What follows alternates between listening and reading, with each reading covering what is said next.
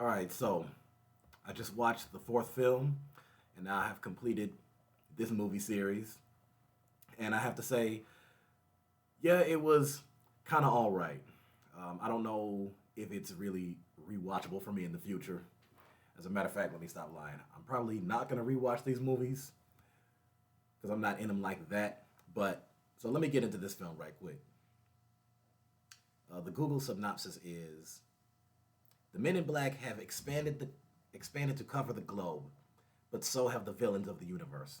To keep everyone safe, decorated Agent H and determined rookie M join forces, an unlikely pairing that just might work.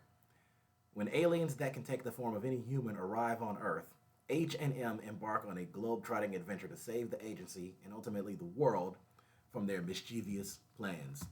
Now, the budget on this film was 110, 110 million, and the box office was just over 253 million. So, according to the ratios, financially it wasn't as successful as the first three films, but nevertheless, they still made more than twice their budget. So, that's definitely better than any loss. A small gain is better than any loss according to investment rules. So, this film came out in 2019, and it's not on a major streaming now. I had rented it and watched it on YouTube. And like the other films, it wasn't too long. This one was an hour and 55 minutes. And like I said, I think an hour and 55 minutes and below was good timing for any movie. A movie doesn't have to be 2 hours and 50 minutes long. Don't get me wrong, Mission Impossible was good though. But I think you had a good cast here too. You had Tessa Thompson as Molly, Chris Hemsworth as Agent H, Liam Neeson as High T, Emma Thompson as Agent O, and Rebecca Ferguson as Riza Stavros. So here's the average percentage ratings from each source on this film. Internet Movie Database gave it a 56. Rotten Tomatoes gave it a 23. Metacritic gave it a 38. And Google users gave it 60 to 71.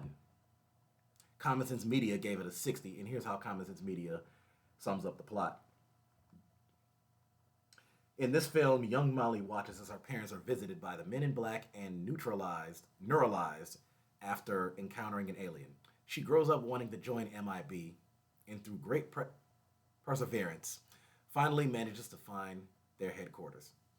She's made a probationary agent, dubbed Agent M, and sent to London, where she meets the reckless, charming Agent H. Their first mission is to meet a friendly alien named Vungus in a nightclub. After an attack by two powerful alien twins, Vungus gives Agent M a mysterious object, asking her not to trust anyone. Returning to headquarters, M deduces that for the attack to have happened, there must have been a mole inside MIB headquarters. From there, M and H must keep tabs on the strange object and figure out what happened to H on his last mission before they can save the universe. And of course, that turned out to be Liam Neeson's character. Now, kids and adults, they both gave it a 60%, as well as the website itself gave it a 60%. The fourth movie in the sci-fi comedy series arrives at much of the same place as the other sequels. It's fine, but flat. It's not as funny, surprising, or wondrous as the original film. Tessa Thompson and Chris Hemsworth worked together before in Thor and other Avengers movies, but their chemistry is somehow lacking in this film. Once Agent M achieves her dream, she doesn't seem to have anywhere to go but sideways, and Hemsworth just isn't as charming as he usually is. His character is going through something. He's muted and said to be acting differently, and the story that has been given is disappointingly routine with dull villains and a surprise reveal that's all too easy to spot. Yeah, I see why they put the word surprise in quotation marks. I mean, like I said, for me, honestly, there isn't much to say about this film. I'm not going to say it's the worst of the worst thing I've ever seen, but it's nowhere near the best. And if I had to give this movie a rating on 1 to 10, I would say, honestly, 5.5 at best. It just wasn't exciting to me like that. There was also some parts of the movie that were so dull and dragging out. I mean, it It actually kind of lost my attention at some parts throughout, but overall, I think I get the general gist of it.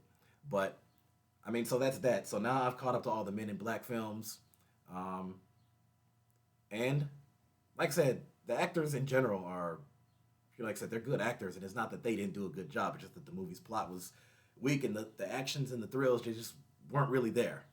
So I just give it a 5.5 out of 10. So out of this whole franchise, I'd have to say I lean towards the third one kind of maybe being the best, giving that one a 7.5. The first one I give a 7. The second one I think I gave 6 or 6.5, and then this one 5.5. So it's no wonder why a lot of people didn't, see this movie or even know about it. I brought it up to some people. Some people said they weren't even aware of it.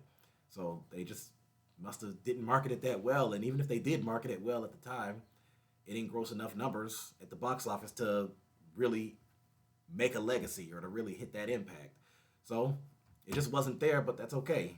It's just like investments. Sometimes you take wins, sometimes you take losses. And with this film, it just was a little bit of a loss. So that's really all I have to that. So I got a bunch of other action film series I'm getting ready to do. I can't wait to get to some of them. So I have the Jason Bourne movies, the Fast and Furious movies, the Taken movies, the Mission Impossible movies. I've already covered John Wick. So I have at least about a good 18, 19, maybe 20 other action film franchises to cover. So stay tuned. Go to my About section. You'll see the links to my Facebook, Twitter, Instagram, Blue Sky, TikTok. That's all there. Give me a subscription. Help me out. I'm trying to reach 500 subscribers by the end of the year. So if you saw this movie, comment below and you tell me what you think. Stay tuned.